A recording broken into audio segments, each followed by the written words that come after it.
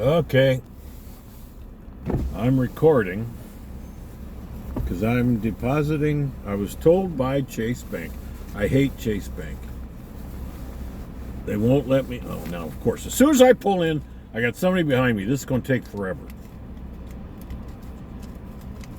They told me I could, because they're closed already, I could deposit cash to my business account, checking account, and it would immediately register, and I wouldn't be overdrawn again, which I've been 3 or 4 times just in the past month or two because of the shit that's going on with my life.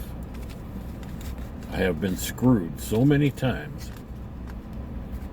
So now I gotta get my... I actually had to get cash advance from one of my credit cards, so now I'm maxed out on that.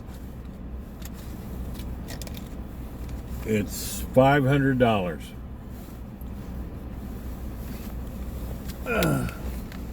Insert card.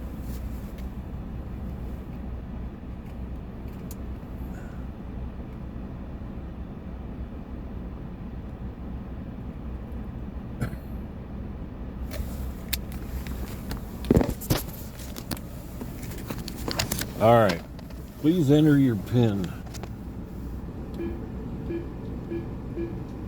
Enter.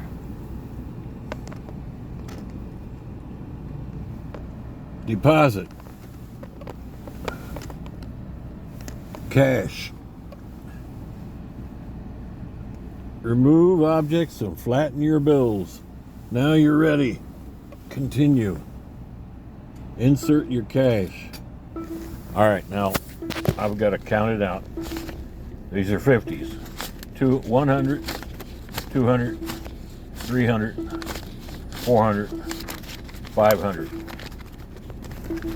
Straight from the other bank, because this bank won't let me fucking do it. Oh, you cunt. Motherfucker timed out.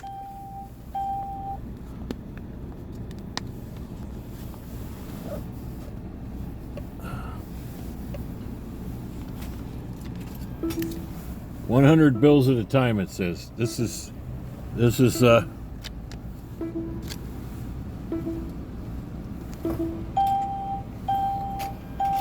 $500 right there. It's counting.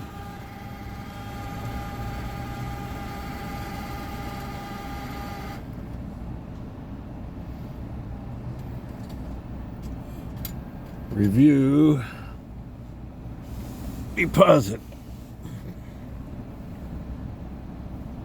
Print a receipt. Something else? No. Give me my card and a receipt. Take card. There's my card. Finalizing deposit. So if they pull some shit, which they may do, we didn't get it. I was told by the representative of the bank, if I deposit it now on a Saturday, they're already closed, it will be counted right away, and I won't bounce any more, overdraft fees and shit. Thank you for your... Fuck you, Chase Bank, for my business. You fucking cocksuckers.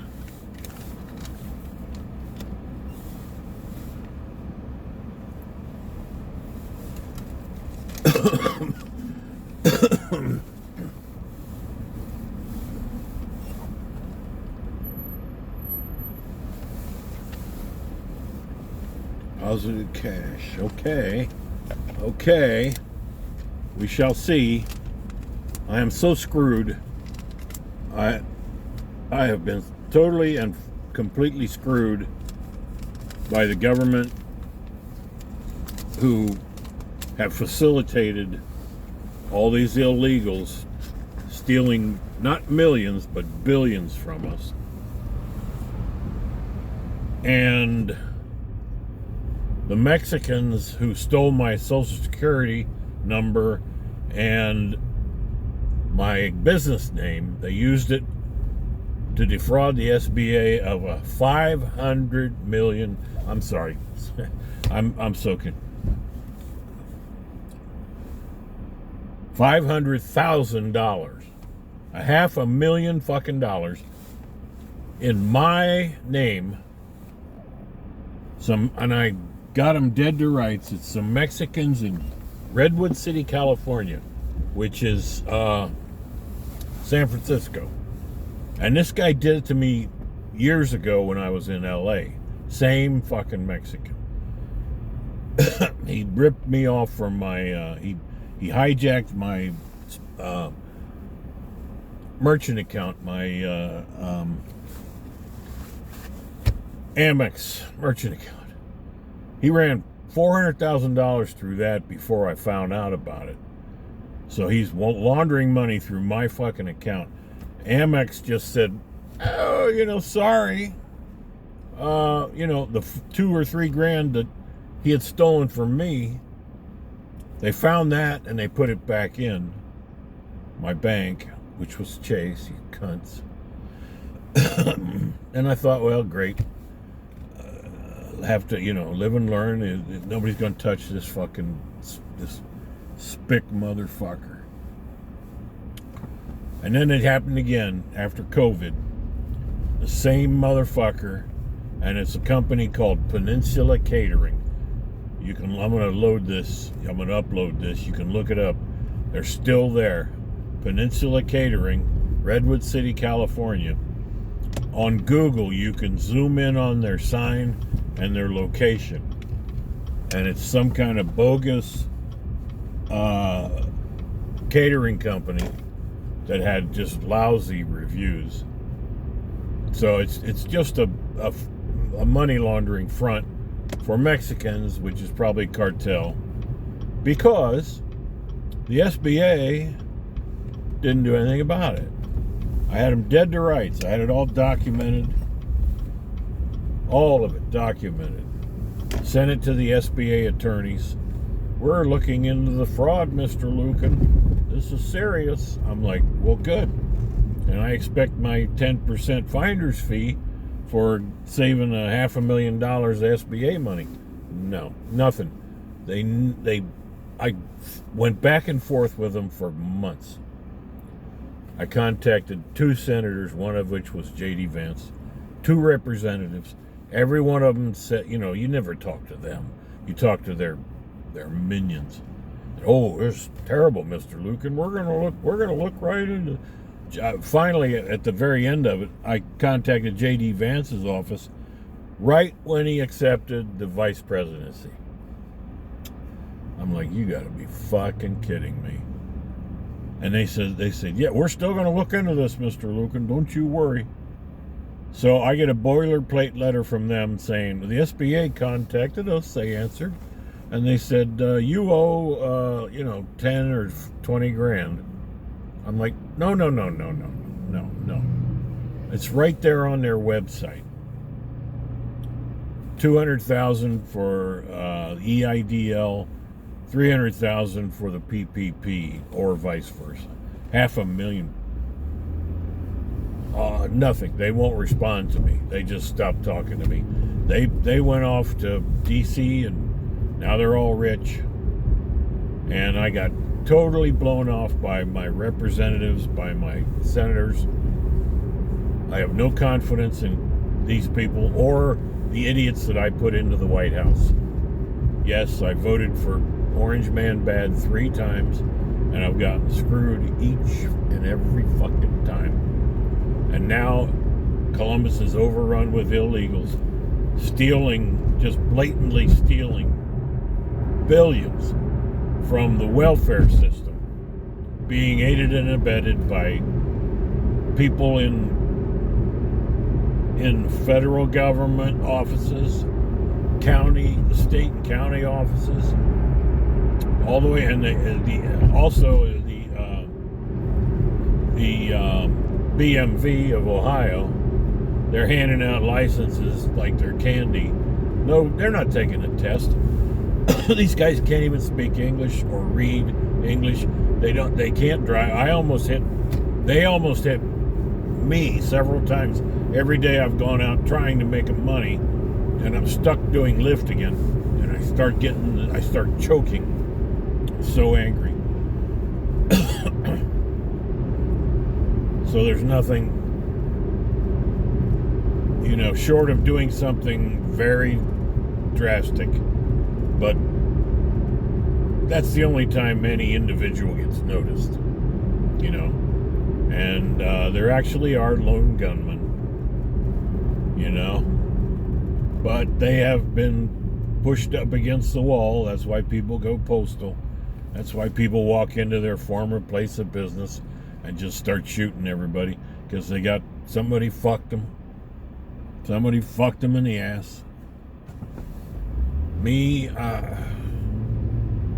like just now, I've cleared my credit 3 times minimum, gone from shitty, to stellar, by working hard and not spending money. And now I'm back in fucking debt like millions of others with the goddamn credit cards, because you can't make ends meet because you keep getting fucked. And now the Cadillac I'm in, the headlight goes out, that's $300. My Suburban, there's going to be a giant snowstorm coming in tonight, supposedly, like 10 inches of snow. My Suburban, I was all ready. Got big knobby tires on it. I bought a whole, rescue kit, kinetic rope, one of those charging units, and battery chargers. I had a spare battery ready to go. I can't get in the goddamn thing. The door won't open. I go in through the passenger door, not because it's frozen, because it's fucked up, because the guy that fixed it fucked it up, didn't fix it right. He shall remain nameless. So I go in through the passenger door, and I managed to pop the door open, driver's door. And I'm like, okay. And I open and close it a couple of times. Okay, great. I'm not going to get stuck. I can actually go out and maybe make a couple of dollars during the snowstorm, saving people, because hopefully I'll get calls. See, now I can't do it. Well, I was going to get calls. I know I usually get calls during something like that. Somebody can't get their daughter to the airport, or somebody's stuck at the airport, or somebody's stuck, in Cleveland or something, or Cincinnati, and they need to get to Columbus. And there I went out, and I made some great money doing that, but not now, because I'm sitting in that motherfucker, and I was going to do the banking and shit in that and just wait until the snowstorm, and the door won't open. I'm locked inside the Suburban. Driver door won't open. Window, managed to get the window go up and down. I managed to get the lock to go up and down, but the handle just came loose. It's not doing anything. It's just. So I know this motherfucker, he was supposed to have worked on the whole door. There's supposed to be a wiring harness that he replaced, and the fucking actuator for the window and the lock of the door. Fixed all of that. No, he didn't. He fucking Mickey Moused it probably. And now I couldn't get to, I should have done this yesterday.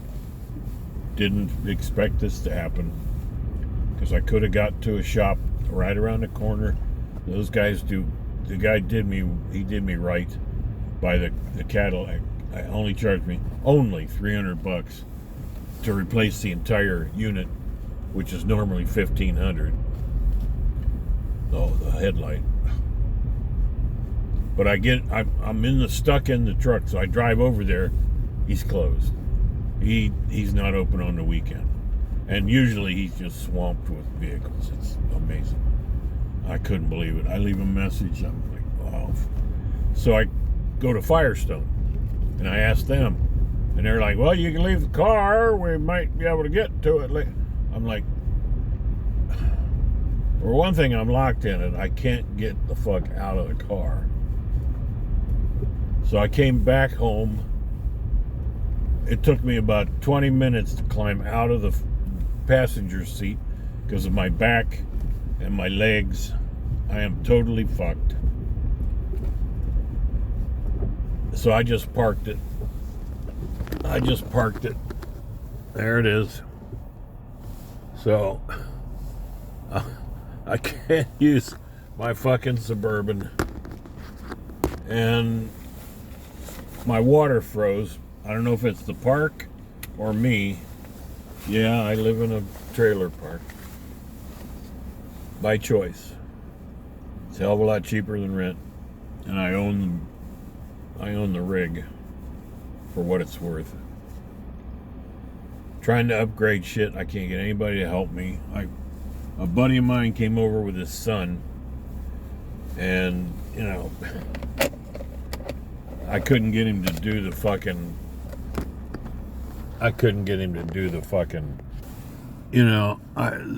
The skirting that I buy this giant billboard sign vinyl, and it's supposed to reach all the way around. It didn't reach all the way around this time, which means that they sold me the wrong than last year, and I threw away the one from last year. So that's fallen down. So the cold air is blowing under the coach, and my pipes are exposed out here on the side, and I've got supposedly a heated water hose. I should have bought a shorter one and just bypassed it. But I don't know. They got spigots, above ground spigots here. Go figure. I have no idea why. And they tell us to put an electrical cord tape thing around it, which obviously is not working because I felt it and it's cold. It's not, because it's too long. So my workaround is going to be I bought a flexible dryer vent hose that'll take the heat. This thing, the furnace is working, and the intake and the exhaust are right fucking next to each other. Why they did that? Because you think that's got to be sucking fucking exhaust back in, the CO2, and is it staying in the unit? I don't know. Is it actually just staying in the firebox and then blowing back out? I don't know. But I got alarms, so I'm going to try to hang this from the exhaust port. It's a 4-inch dryer vent hose, and I think the exhaust port is about 3, so hopefully I can hang it, it's like an 8-foot long hose, run it to the piping where the hose and the water and the shitter pipes are, because they're exposed. They're sitting out to the elements, and it's 15 degrees. It was below zero last night, that's why it froze, and the wind was blowing, so everything. So hopefully, and then I'm gonna put a tarp over it and put some firewood around it to hold the tarp down so it doesn't disappear on me. And hopefully it will warm that up enough underneath there and not vent up underneath the coach and kill me in my sleep. Because there's no other workaround. Fuck.